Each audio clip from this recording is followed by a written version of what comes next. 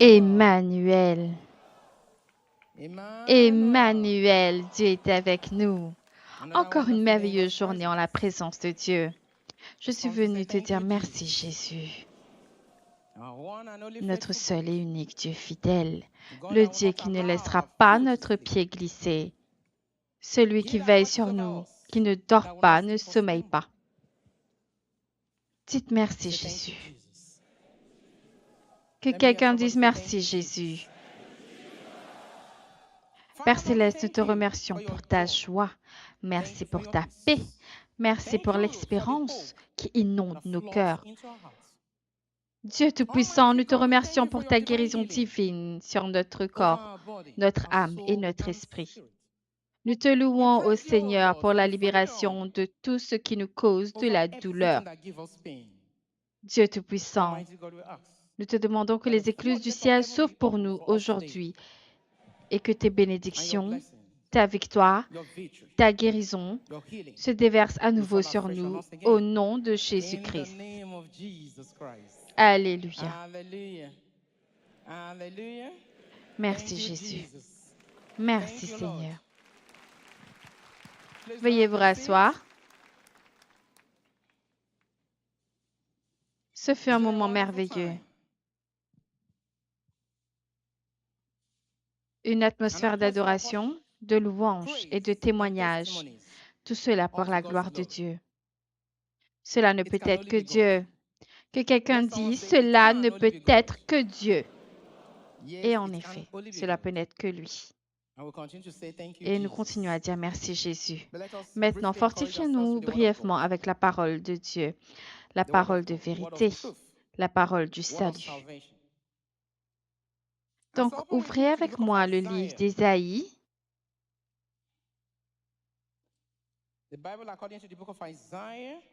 Ésaïe, chapitre 30, verset 18. Il est écrit, « Cependant l'Éternel désire vous faire grâce, et il se lèvera pour vous faire miséricorde, car l'Éternel est un Dieu juste. Heureux tous ceux qui espèrent en lui. » Alléluia. Heureux tous ceux qui espèrent en lui. Tous ceux qui l'attendent. Que quelqu'un dise, j'espérerai en le Seigneur. J'espérerai en le Seigneur. J'attendrai Dieu. J'attendrai Dieu. Ce que Dieu fera dans votre vie, vous ne le savez pas, mais nous sommes certains que Dieu est un Dieu de jugement. Il est infiniment sage et juste. Et béni soient tous ceux qui l'attendent. Dieu est un Dieu de justice. Il est sage, il est juste. Et béni soient tous ceux qui espèrent en lui. Ce qu'il fera en vous, vous ne le savez pas. Vous ne pouvez pas le dire. Et vous êtes certain. Comment Dieu accomplira son œuvre en vous, vous ne le savez pas, car il le fera en son temps et à sa manière. Dieu accomplira son œuvre en son temps et à sa manière. Pas à votre manière, pas en votre temps. Parce que en son temps, toute chose est magnifique. Donc, il accomplira son œuvre en sa manière et en son temps. Personne ne peut le presser. Et c'est pour cette raison que si les choses ne se déroulent pas comme vous l'aviez prévu ou comme vous le souhaitiez, vous vous précipiterez peut-être vers le désert. Beaucoup d'entre nous, nous nous précipitons vers le prochain lieu de désespoir, comme les Israélites. Lorsque les choses ne se passent pas exactement comme vous le souhaitez, vous faites demi-tour. Les Israélites, lorsqu'ils pensaient être sur le point d'entrer dans la terre promise, la terre où coule quoi? Le lait et le miel. Mais les choses ne se passaient pas ainsi. Cela ne se déroulait pas comme il l'avait prévu, comme il l'avait imaginé. Il réfléchissait, il marmonnait, il râlait, il se plaignait amèrement contre Dieu. J'espère que vous ne ressentez pas cela envers Dieu aujourd'hui. Peut-être que les choses ne se passent pas comme vous le souhaitez, mais ça n'avance pas. Vous ne ressentez pas cela envers Dieu. Vous ne marmonnez pas. Vous ne vous plaignez pas. Vous n'êtes pas en colère contre Dieu. Vous ne voyez pas Jésus-Christ en mauvais jour. S'il vous plaît, ne faites pas cela. Dieu accomplira son œuvre à sa manière et en son temps. Et il aspire à vous accorder sa grâce. Il se lèvera pour vous, montrer sa compassion à tout moment et dans toutes les situations. Nous avons parlé de la vie de Job comme d'une vie typique d'un enfant de Dieu.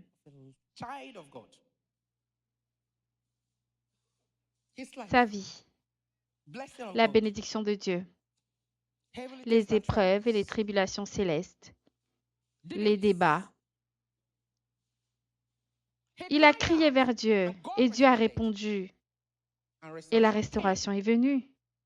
Il a été rétabli dans la position originelle dans laquelle Dieu l'avait créé. Ce que Dieu fera avec vous ou en vous, vous ne le savez pas. Vous ne le savez pas, mais vous le saurez plus tard, lorsque le mystère de Dieu sera accompli. Vous le saurez. Aucun homme n'a jamais été aussi désorienté que Job face à la manière dont Dieu agissait à son regard. Aucun homme, il était profondément désorienté, mais il est resté calme, attendant le Seigneur, inébranlable. Il espérait en le Seigneur. Dieu l'a-t-il informé en avance de ses épreuves? En a-t-il été informé? A-t-il fait quelque chose que vous ne faites pas ou que vous n'avez pas fait pour mériter ce qui lui est arrivé? Je m'adresse à vous en tant qu'enfant de Dieu. Non. C'est pourquoi vous devez être vigilant. Vous devez être attentif. Car les épreuves n'ont pas besoin d'invitation pour survenir. Notre Seigneur et Sauveur Jésus-Christ a dit dans ce monde, vous rencontrerez des épreuves et des tribulations, des défis, car nous ne sommes pas au ciel ici. Mais Dieu Tout-Puissant accomplira son œuvre à sa manière et en son temps. Alors que Job, dans sa situation difficile, posait à Dieu des questions comme celles que vous aimeriez poser à Dieu aujourd'hui. Or, nous disons que les choses ne se passent pas comme nous le souhaitons. Vous n'avez pas besoin de retourner où que ce soit. Job a posé à Dieu des questions sur le bonheur qui l'entourait. Et Dieu lui a répondu par des questions encore plus grandes. Des questions plus grandes encore sur tout ce qu'il avait jamais su ou vu pour lui montrer que la connaissance humaine ne peut être comparée à la sagesse divine. Votre connaissance ne peut être comparée à la sagesse divine. Je veux que nous nous penchions sur le livre de Job, chapitre 23.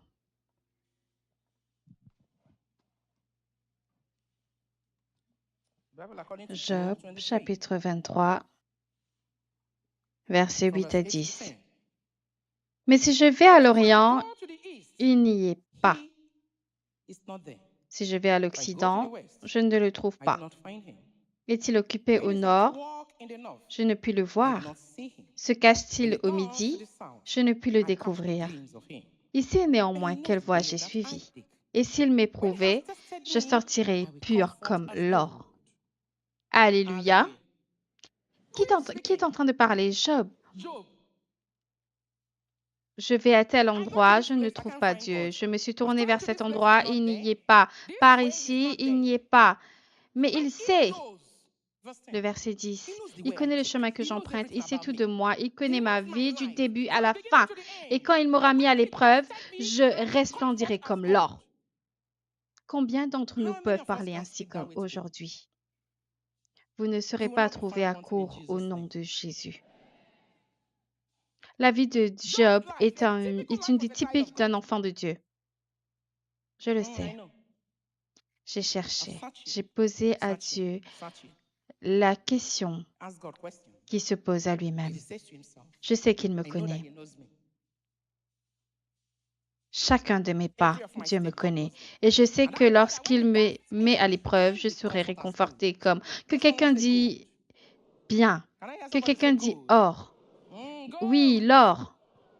Pour que l'or soit l'or, par quoi doit-il passer? Le feu. Affiné, purifié de toutes ses impuretés.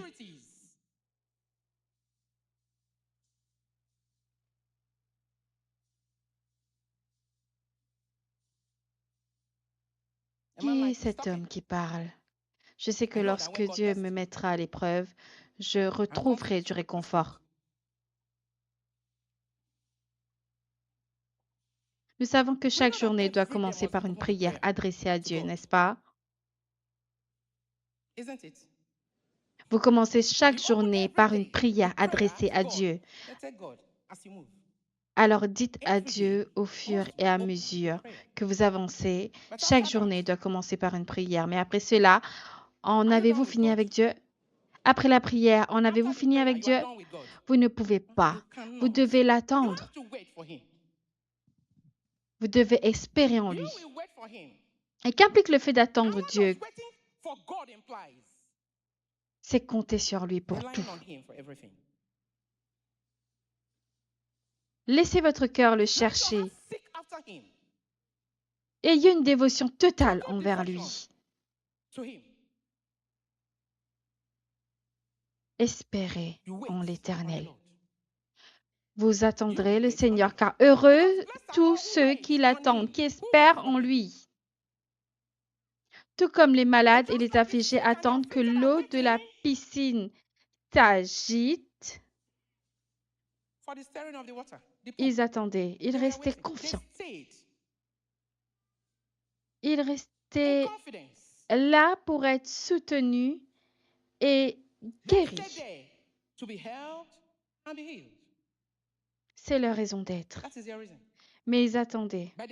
Ils attendent. Et ceux qui ont entendu le Seigneur seront bénis. Comme l'homme aux belles portes qui attendent ses bienfaiteurs, ceux qui viendront et qui lui tendront la main. C'est à Dieu que leur cœur s'adresse pour qu'ils se tournent à lui. Et lui aussi attendait là avec désir. C'est pourquoi, lorsque Jean et Pierre se rendaient à la maison de prière, ils marchaient et l'ont vu. Ils regardaient dans leur direction, cherchant quelque chose. Donne-moi. C'est pourquoi il est là. Je sais ce qu'ils lui disent. Nous n'avons ni d'argent ni or, mais ce que nous avons, nous te le donnons au nom de Jésus-Christ. Lève-toi et marche. Des héros. Et ils marchèrent. Il marcha pour la gloire de Dieu.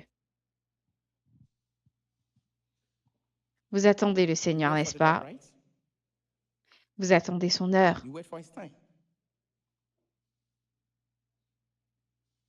Vous espérez en lui lorsque votre cœur battra pour lui, vers lui,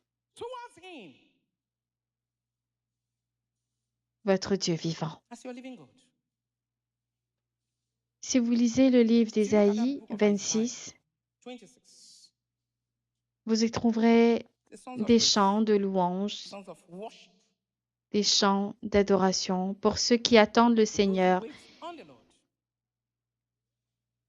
des chants de louange et d'adoration pour tous ceux qui attendent, espèrent en le Seigneur. Ils seront bénis. C'est pourquoi je vous encourage That's why I'm aujourd'hui. encouraging you today. Espérez en l'Éternel. Wait on the Lord. Des épreuves et des tribulations Trial viendront. and tribulation will come. Attendez le moment Wait qu'il for a his time. choisi, car au moment Because at choisi God's par Dieu, time, tout, everything absolument tout sera will be beautiful. magnifique. Et ma prière pour And vous my est que prayer for Dieu you vous accorde la is that grâce. God will give you the grace. Dieu vous accordera la God grâce, will give you the grace. l'espérance The de rester hope ferme to stand dans les firm moments difficiles in difficult times afin de recevoir ses in order bénédictions. to have his blessings. Que Dieu vous bénisse donc. So God bless you. Que Dieu vous bénisse, God bless you. tandis que vous espérez en As lui. you wait on the Lord. Sa faveur reposera sur votre His favor vie. will rest upon your Ses life. bénédictions reposeront His sur votre blessings will vie. rest upon your Sa life. bonté His reposera sur goodness will votre rest vie. upon your life. Au nom de Jésus-Christ. In the name of Jesus. Alléluia. Hallelujah. Alléluia. Hallelujah. Amen. Merci Thank you, Lord. Seigneur.